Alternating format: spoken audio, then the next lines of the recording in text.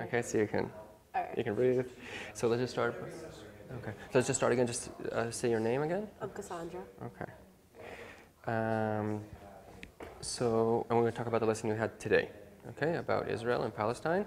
When the lesson started, she had you write down, right, the idea, like an introduction. You remember that part? The do now, yeah. The do now. What does it do now? It's basically just like an overview of what we're gonna do already, so that we get the idea.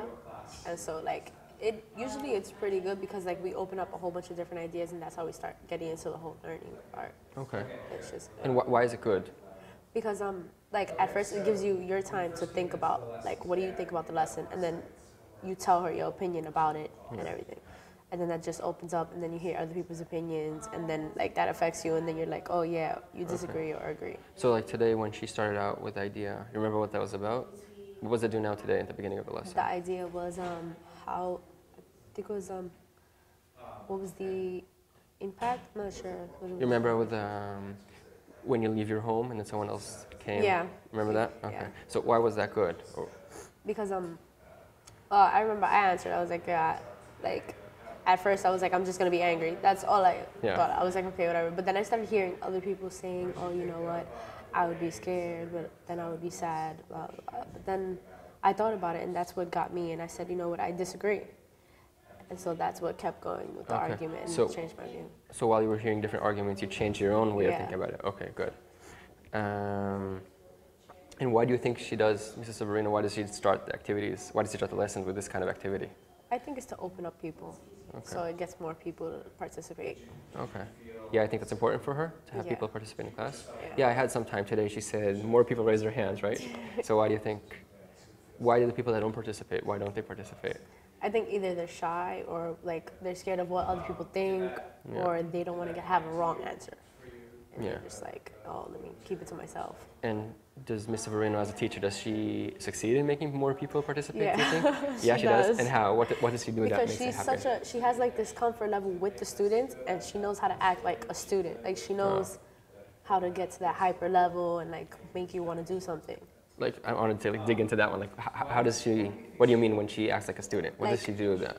She'll make you feel comfortable. She won't be like a teacher that's just stiff and she's there. She's just there to teach. Yeah. She'll connect with you on a different level, and she'll just talk to you, and she'll continue the conversation, and it makes you feel comfortable. It doesn't make you feel like, oh my God, authority, a teacher. Yeah. I have to relax. Do you remember like a time that happened today in today's lesson? Can you kind of recall? Well, okay, yeah, when she raises her voice, like she gets real enthusiastic about it. That's what captured me. Like I stare at the teacher, she's yelling and stuff. It's hard to like not ignore. Okay. Good, great. What I think we'll go now over a bit more in depth about the lesson itself, like what you learned and the methods she used in order for you to learn what you learned. And I just want to hear what your thoughts about that, okay? So at the beginning, after the Do Now activity, she showed you a PowerPoint, right? With like an historical background about Jews and about Israel. Was that good? Was that bad? Did you learn something from that? I actually did, because I like learned when I write stuff down, it works better than just hearing it. Yeah. And when you see it, and since she used pictures, extra pictures that we didn't even have, it works, and it stays drilled in my head. The pictures? Yeah. Why do you think that is? Because I guess since she likes to like show the image so we can actually see what's happening. It's not just written out facts like, okay, just copy this down. It's like, this is what I'm talking about. And do you remember like a picture she showed you today? Yeah, the Wailing Wall. Yeah. It was basically like the temple that they had destroyed, and that's what it just became. Okay. And it was just a wall. So that connects to you saw the picture. Now, what do you remember when you see that picture? I remember like how she says from the beginning that they were forced out their homes, and they were forced like they basically took everything they had. Yeah.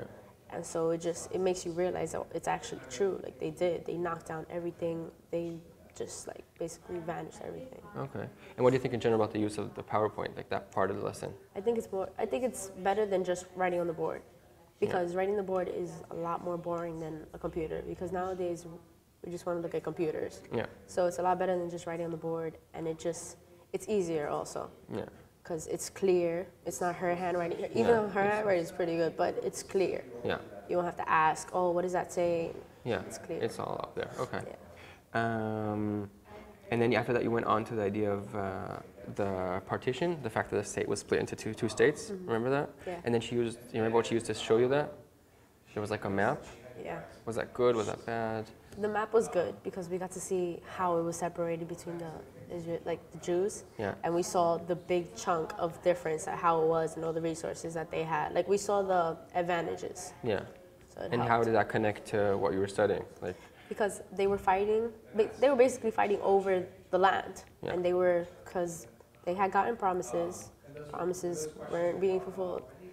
And so you saw like, okay, then you're gonna get 55%, you're gonna get the rest.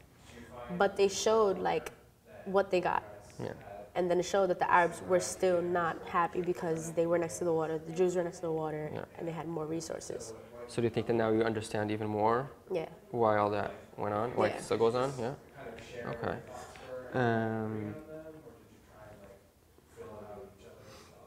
And then, okay, so you had that, and then she talked to you about actually the establishment and the creation of the State of Israel. And she connected that to other things you studied as well, not only today, another time. Do you remember that? Like, what was Yeah. it connected to? Like it was connected to India, Exactly, yeah. and it was also connected to Africa. Yeah. Because there were two groups in Africa that were separated, and they started fighting, and it just became a whole big thing. Yeah. Now, does that like mix up in your head when she makes all these different connections, or is that a good thing? It's a good thing. Why is it because good? then it makes you, like, it's better because if you think about the other things that you already learned, then you start to understand it more. Okay. Because you're like, oh, okay, so that happened there, and it also happens here. So it doesn't mix up in your head like, wait, India, Africa, I'm not sure. No. No, It it's, actually doesn't, it yeah. makes you, okay, good. And then you talked a bit about the war that broke out, right, and all the conflict. And she also had you work in pairs. Remember, like answer questions. Now, I noticed when I was standing in the back that you're all very, you're all whispering. Why do you think that happens? Like, what's going on there? It's because, like, we're not sure on what to say yet, so we're like trying to keep it low key and like, okay, is this right or is this right? Okay. So it was like it helped because we had two different venues. Yeah. It was like, what's right, this one or that one? And what would happen if you would give the wrong answer? Like, what would Miss Severino? Would she be mad? Would she? No, she would just be like, maybe, okay. She's like, kind of. She explains it how it can relate, but then like she'll make it clear that no, that's not the actual reason. Okay. And then she'll go to somebody else, and then they'll probably have the reason. Okay. So And she then- won't say in a direct manner, you're wrong. No, But she will make sure that you understand. Yeah. That. Okay. because it would be kind of rude. And you appreciate that, I'm guessing. Yeah. Right? You think that's a good thing for a teacher? Because it makes her even more nice. Like, Okay.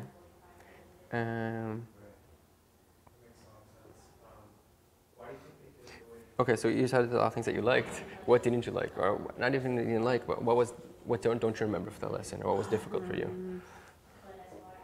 the only thing I probably don't remember, sometimes vocabulary, sometimes. Like, even though we write it down, it's kind of hard to use because it's a new word. Yeah. So, like, in order for that to happen, you would have to use it over and over and over for it to get drilled in my head. Yeah. So that's one thing that's like, And do you have a lot of vocabulary? Not in just in this lesson, in general. Is that something that in general, yeah. you encounter a lot? And then how does she usually teach you new vocabulary? She'll have it inside of a paragraph, or Okay. she'll like make up something and the word will be there, Yeah. and she'll connect, like she'll be like, okay, what word do you see inside of that word? Okay. And then like apartheid, she used apart, Yeah. and so we're like, oh, okay, and that we make inferences off of it. Yeah. So it's pretty.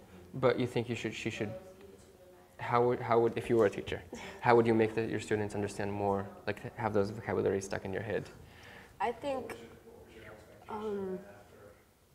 I would probably ask more questions about it, Okay. and probably like ask students to put it in situations and like what would be the right way to use it. Okay. Yeah. Okay, so make use of the word, like you said, and not just write it on the board, write it in the notebook, and that's yeah, it. and that's it. Like I keep going with it, keep it fresh in their head. Okay. What about other things maybe that you don't remember? Because besides showing the PowerPoint and the maps and everything, there were parts of the lesson where she just lectured you. Do you remember the parts of the lecture? Certain parts of it, yes, but usually names. Names, okay. Names are hard to remember, and certain dates. Like Yeah. dates are hard to get into memory. Because how does she teach you usually names and dates? She'll like she'll have it usually like in the sheet that we had today. Yeah. She'll have the dates, and usually she'll tell us to write a side note. Yeah. About the dates. But sometimes it's easier to forget because all you're doing is like, okay, yeah, that's that number, but it's a lot of numbers. And how do you think, is there any method you can think about that will make it easier for you? I think timelines. Having students actually do timelines, like over and over, would actually work. Okay. It's like you're so used to setting up the events that she'll get used to it. Okay. And does she use that method sometime too, or? She did, yeah, she did once. Okay, and that was good. And we actually had to create images for each thing. Okay. So that worked also. And that goes back to the images yeah. that you like. Okay, good. What do you think, well, I'm trying to kind of close it up, what do you think in general about the lesson and about the lessons you have? I actually like it. Yeah. And coming from a student that I did not like global at all. Oh, okay. I could not pay attention in any class at all. But it's just the way of teaching. The way she teaches, the comfort, the images, like the way of her teaching, it makes you want to learn. Yeah. And it makes things more interesting. So it's just like, let's try to go deep into that. Like I said, new teachers are going to be looking at you on the website. And so what can you say, what can you tell them? Like how to be a good teacher? How can you make someone that wasn't interested in global really?